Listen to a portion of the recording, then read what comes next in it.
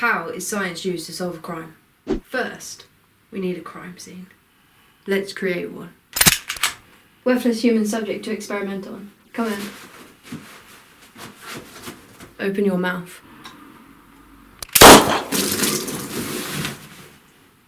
I was having a chat with my brother about my project, and he went into talking about fingerprints, how you can't identify two twins apart from each other because they have the same fingerprints, and also when two twins are in the womb, if one twin dies, the DNA from that twin latches onto the other twin, so it's possible for them to have two sets of DNA, which would make it hard for the investigator to find out which one had done the crime. But I decided against this course because it's hard to get twins to experiment on, unless you order them on the dark web.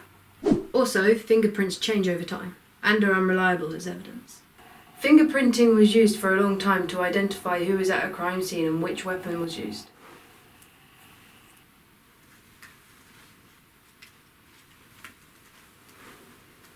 Oh no, he's killed himself.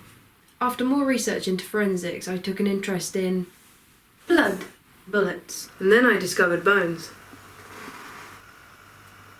Bloodstain pattern analysis is a field used in crime scenes. Forensics can recreate the violence of a crime scene. Using strings, they can determine the point of impact, recreating a narrative of how blood is spattered around the crime scene. Forensics use string to determine point of impact.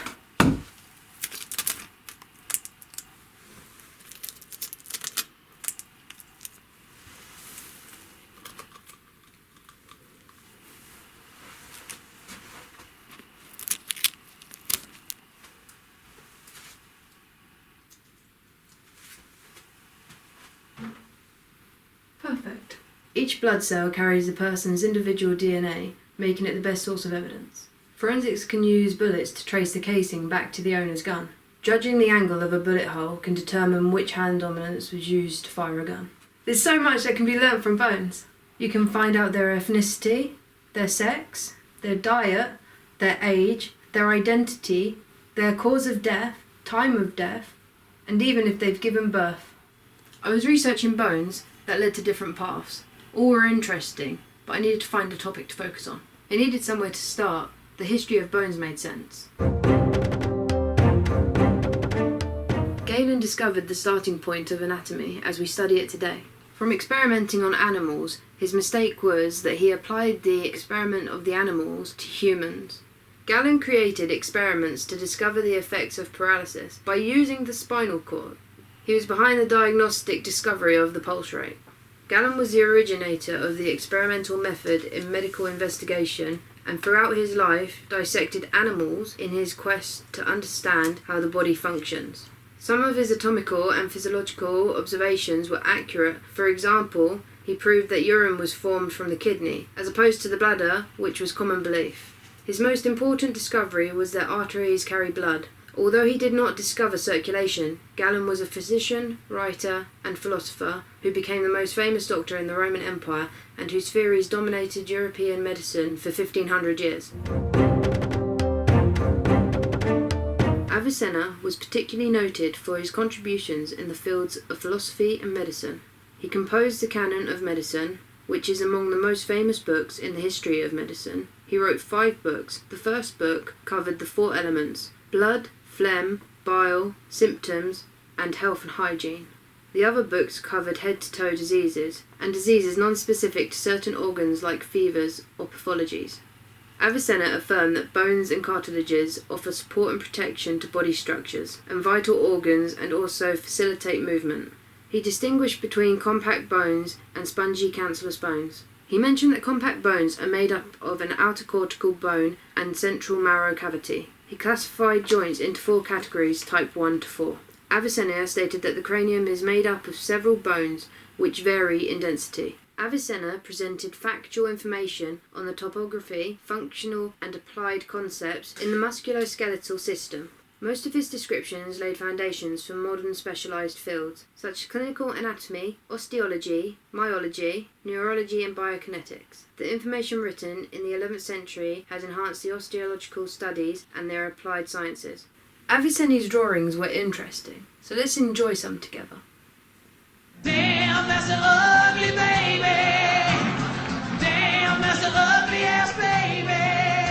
I'm feeling quite concerned. My semen must have turned. Damn, that's an ugly baby.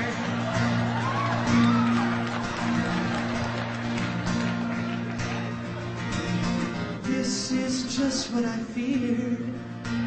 Her head is misshapen, weird. Leonardo da Vinci.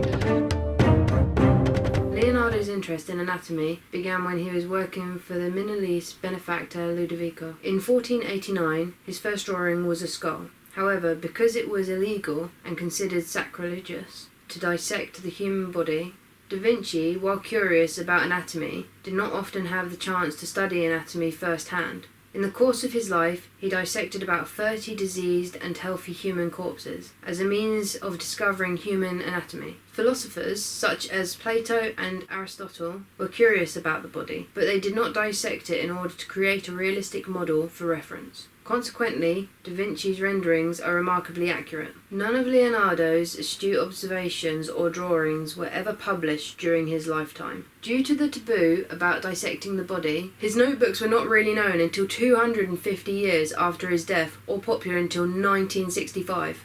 Here are some of Leonardo da Vinci's sketches. Do you like how I sing a love song? Do you like Vincent van Gogh? I like to walk the streets and midnight. I wanted you to know that I'm really not like this, so lost and in question. So much has been left unsaid. I fill in the blank spots, I guess at the hard parts. Were you like my mom and dad?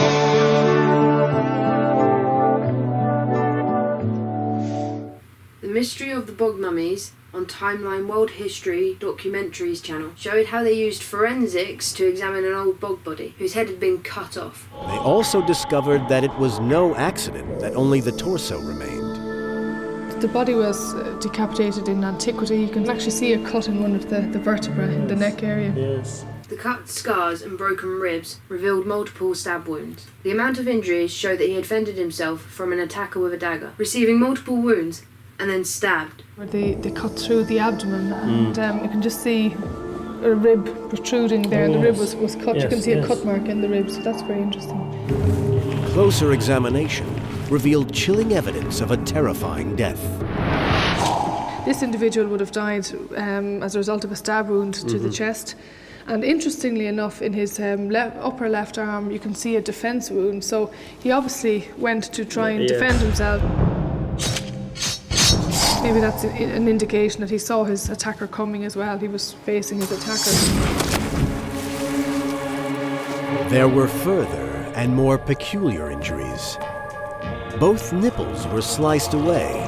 The scar could determine the size and type of weapon that was used to murder this man. The neck wound would show what might have removed his head. This gave me the idea of using different weapons on bones, to see if the marks and ridges created can find out what weapon was used. I was curious about the force of an object and what impact it would have on bones. From dropping different objects from different heights, forensics can examine what damage was done to the bones. In research, I found out that different marks, patterns and angles are formed, depending on the force and the angle. The plan was to use 3 different objects from different heights on bones. But we ran into some problems. Without the force of the swing, it was doubtful that there'd be enough damage to conclude an experiment. I was talking to my tutor about my project and some concerns were raised. So a thorough risk assessment had to be made to ensure safety. Many problematic questions come to mind while planning the experiment, such as measuring the speed and force of the swing of an object. Building something that could measure this was too complex, such as a mechanical arm that would recreate a fair and identical trial for the arm swing each time. Could cutting the bone determine the type of blade used? There are many different ways that tools can be used to cut a bone, such as a handsaw, an axe, or a machete. Would the ridges or breaks in the bone show which type of blade or blunt object was used to break the body apart?